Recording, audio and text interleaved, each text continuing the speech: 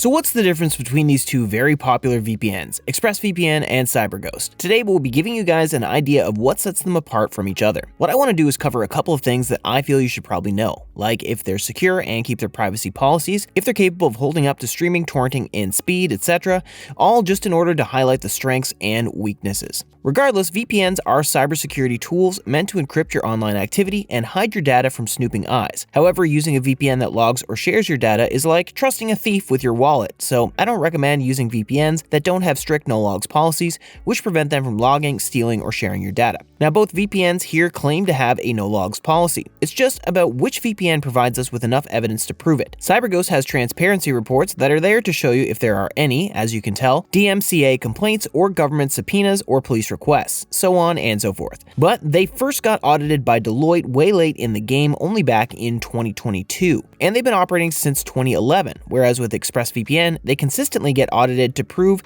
they uphold their no-logs policy and that genuine transparency is important for you and your data. In terms of speed, I find that CyberGhost is actually pretty quick, and the WireGuard protocol tends to do very well. But what I don't like is that oftentimes I have to switch to automatic selection because not all the servers support WireGuard. Whereas with Express, I can choose the Lightweight 2.0 protocol, which is the best performing protocol, which isn't WireGuard, but it's basically as fast. Overall, I find Express's speeds to be a little bit more consistent, but that's probably because they have less than half the servers of CyberGhost. So I can imagine the overall quality of servers with ExpressVPN is just a little bit better because CyberGhost has well over 11,000 servers, and even though that's a lot, not all of them are as consistent when it comes to speed. Whereas with Express, the speeds are a little bit more predictable, which is definitely a good thing in terms of streaming and torrenting. And speaking of that, both of these services are good at accessing streaming platforms like Netflix, HBO Max, Disney+, and a bunch more. But the problem is that CyberGhost doesn't hide the fact that you're using a VPN. And with certain platforms having firewalls against the usage of VPNs, that could pose a problem. There are ways that CyberGhost mitigates that, and that's through their specialty servers. If you wanted to say watch BBC iPlayer, it'll only work on specific UK servers, not all of them. Whereas Express makes it easy on you and just optimizes all of their servers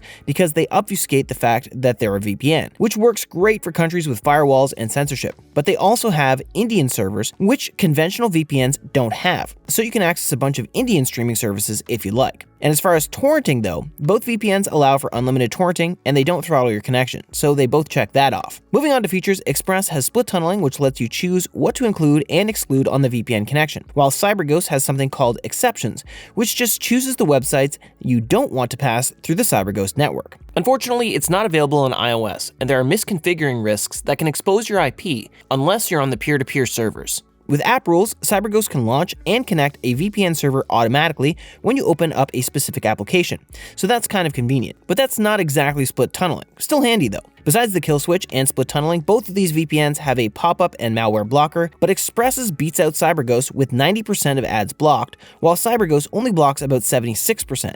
So take that for what you will, but I prefer to not get constantly harassed. Besides that, both VPNs are pretty compatible with nearly all kinds of devices, with a limit of 8 devices on one subscription with Express and 7 for CyberGhost. Now, if we're talking about value, both VPNs offer great value in relation to their pricing. Despite CyberGhost not offering the same level of security and integral performance as Express, it's still a fantastic and secure option that works consistently with streaming services and has all the essential features while being the more affordable option. Now, despite being the more expensive option here, Express gives you great value that over-justifies its price.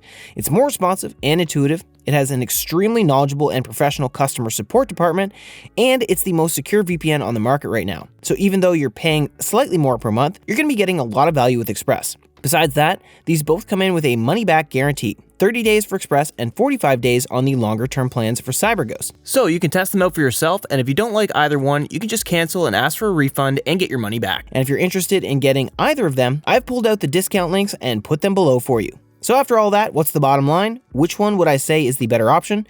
Well, it's going to depend on what you're looking for in a VPN. If you want the overall best, most secure VPN that has better customer support, consistent and fast speed, and is more responsive and intuitive, then ExpressVPN should be your go-to. However, if you want an even more affordable VPN that gets the job done and still has necessary security features in line with the more expensive VPNs, then CyberGhost would be a great pick. So either way, I hope this video helped you narrow down the differences between these VPNs and gave you an idea of how useful they can be as a long-term integrated tool. So that's all for today's video, guys. Thank you so much for watching. Remember to use the links in the description to grab yourself the best discounts possible, and check out the full reviews as well if you want to know more about any of these VPNs. If you have any questions about anything that I covered, or have your own opinions or experiences with these VPNs, I'd love to hear from you in the comments below. Thank you so much for listening, and I hope you have a good one.